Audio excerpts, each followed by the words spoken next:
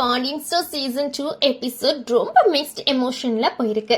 ஒரு பக்கம் ரொமான்ஸ், இன்னொரு பக்கம் ஃபுல் டிராமா. முதல்ல பாண்டியன் விஷயம். கதிர் ராஜி கல்யாணத்தை கோமதி தான் செஞ்சு வச்சாங்கன்னு உண்மை தெரிஞ்சதுல இருந்து பாண்டியன் செம்ம அப்செட்டா இருக்காரு. அவ்வளோ கோபம். இனிமே கோமதியோட எந்த பேச்சுவார்த்தையும் இல்லைன்னு ஸ்ட்ரெயிட்டா சொல்லிடுறாரு. இத கேட்டு கோமதி லிட்டரலா ஷாக் ஆகுறாங்க. அதுக்கப்புறம் அவனை சமாதானம் பண்ண எப்படிலாம் முயற்சி பண்றாங்களோ, ஆனா எதுவுமே ஒர்க் ஆகல. அடுத்தது கதிர்ராஜ் ட்ரக் போகுது. ரெண்டு பேரும் சென்னை வந்து ஒரு ரூம் எடுத்து தங்குறாங்க.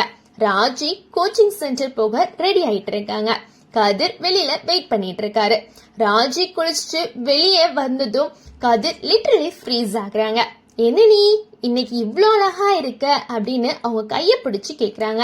ராஜி முழுக்க முழுக்க வெக்கப்படுறாங்க. என்ன சொல்றதுனே தெரியாம நிக்கிறாங்க.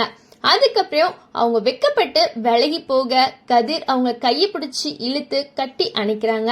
ராஜிக்கு அன்எக்ஸ்பெக்டடா இன்னைக்கு இன்ப அதிர்ச்சியா இருந்திருக்கு. ஆனா உடனே கிளாஸ்க்கு டைம் ஆச்சுன்னு சொன்னது கதிர் நினைவுக்கு வந்து சரி கிளம்பலான்னு சொல்றாங்க. ரெண்டு பேரும் ஆட்டோ பிடிச்சு கோச்சிங் சென்டர் போறாங்க.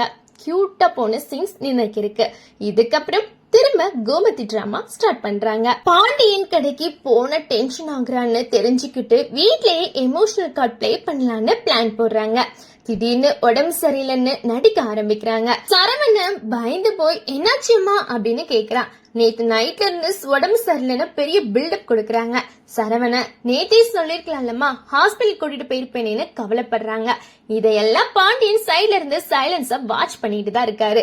கோமதி என்ன பாத்துக்க இங்க யாரு இருக்கா, எனக்கு உடம்பு சரியில்லைன்னா நானே பாத்துக்கணுமான்னு ஃபுல் ஆக்டிங்க போடுறாங்க.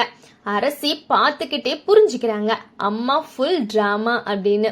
அப்போ பாண்டியன் சரவணனை கடைக்கு கிளம்ப சொல்றாங்க. அவன் அம்மாவுக்கு உடம்பு சரியில்லப்பா அப்படின்னு சொல்றாங்க. அதுக்கு பாண்டியன் அதுக்காக கடையை பூட்டிட்டு இருக்க முடியுமா, ஆட்டோ இருக்கு, ஹாஸ்பிட்டல் போயிட்டு வரட்டும், நீ கடைக்கு கிளம்ப அப்படின்னு சொல்லிடுறாங்க. இந்த வார்த்தையை கேட்டு கோமதி முகமே மாறி போச்சு.